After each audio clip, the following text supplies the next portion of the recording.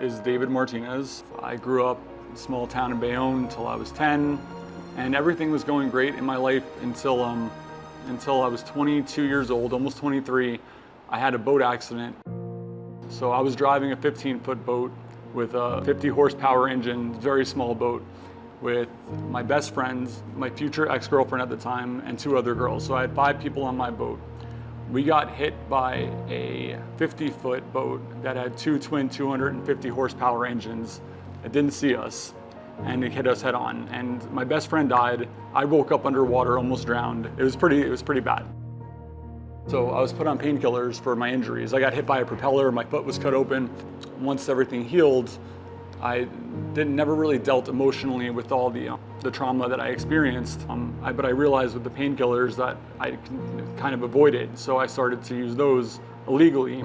Started with OC80s, then it became the Roxy 30 milligrams, the blues, and then I ran out of money and went to heroin, which lasted until it became fentanyl. I went to one rehab in California that was non-medical. So this was just, you go to a cabin and 10 days you're on vitamins and water. That was, I found out, run by Scientologists. I won't go into too much detail, but they were crazy and they tried to brainwash me. It was wild, but I left and went right back to drugs. That didn't work. I did manage to get clean on my own for 3 years when I got my dog. The first 3 years of his life, I was good. I ended up relapsing, but I never felt like I truly quit anyway. It felt more like it was always in the back of my mind kind of thing. I went to a second rehab in New Jersey. That was a medical detox place, but they just gave you like clonidine, basic suboxone medicines that anybody can give you. And they monitor you, make sure you're comfortable. I called my dad when they weren't looking from the desk and had him pick me up after 12 days and went right back to drugs again. That was maybe 2 or 3 years ago. And then, so at a really desperate point, I was literally every day on my couch eating only, I think, pretty much ice cream and chocolate milk. I don't know why, but it was doing drugs and finding money to get drugs, which was an issue, either stealing or selling something. I broke into my dad's safe here at work using Neosporin, a magnifying glass, and patience. I was very desperate. I had no money. I sold all my possessions that I cared about, and guitars, amplifiers, all kinds of things. The second rehab I went to wasn't the worst, but it took too long. I was there for 10 or 11, or maybe 14 days in that one. But while I was there, there was somebody had smuggled drugs into the facility, and a bunch of people were getting high.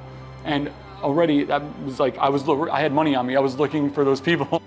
This place wasn't going to work. My mind wasn't where I was still being influenced by people around me, and I didn't like that environment. I got to a point where I was so desperate that I just thought to myself, well, really, I just need to I need to figure this out. So I typed into Google, can you go through withdrawals while in a coma?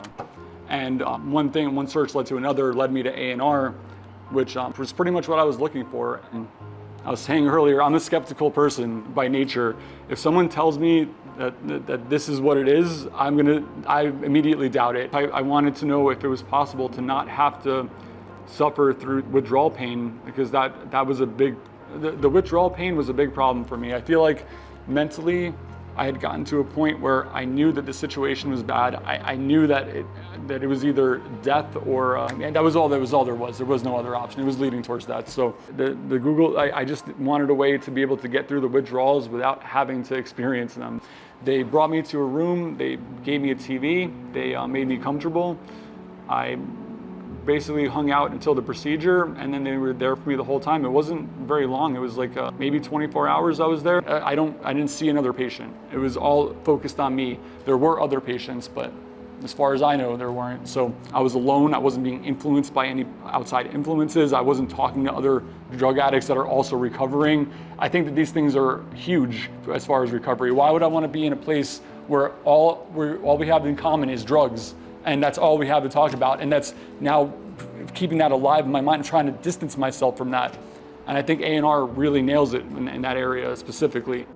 The recovery from the procedure is not super easy, but compared to withdrawing, I would pick it any day of the week. It was 1 week of feeling a little uncomfortable versus feeling pain all the time. So it was just a really fascinating procedure to experience, and I can't believe that it's not more widely known. So the one thing that I thought was really great too, and they encourage you, they want you to use your drugs up until the moment that you get to their facility.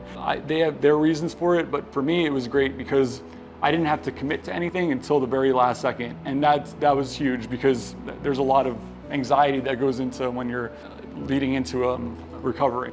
The little bit of discomfort that there was went away so fast, and the results came immediately, flooding in. You really have to want to quit, and that has to be a commitment you have to make. But if you're ready to make that commitment, then ANR will help you do it so easily. There's no need to go through the pain of a withdrawal, of a detox for any amount of days. Suboxone, I've been on that. That's just replacing one habit for another. You're not really going anywhere. This is a one and done. You're finished. It's over. You can go continue to live your life, or even start living a new one, and it's going to be better than it was before. Yeah, well, I know ANR can definitely help fight the opioid epidemic. I think it already is doing so. I think it can do a lot more if the powers that be would allow them to do more. I was surprised at how effective the solution was, and compared to how difficult it was for me to find it. I had to actually go out and look for this. There have been tons of places, commercials I've seen for rehab places, ads I've seen for them on TV or on YouTube, and ANR, I don't know what the situation is, but the way I understand it, the pharmaceutical companies do not like them. I feel like they know that this works, and I know it works. Over 96% success rate, the numbers speak for themselves. I can speak for myself. I know it works. I know it'll fight the opioid epidemic, and I'm not surprised the people who make the opioids are scared of it. The thing is that this is science. This is not an opinion. I'm not speaking off of emotions. I'm speaking out of logic. Like, you go there, they medically treat you for this. This is not, it shouldn't be hard to understand. It's science. It's medical. It's different than the rehabs that I've been to or that I've seen, and I think that this is the better way to go if you're serious and you don't just want to go on vacation for 30 days and have a horrible time.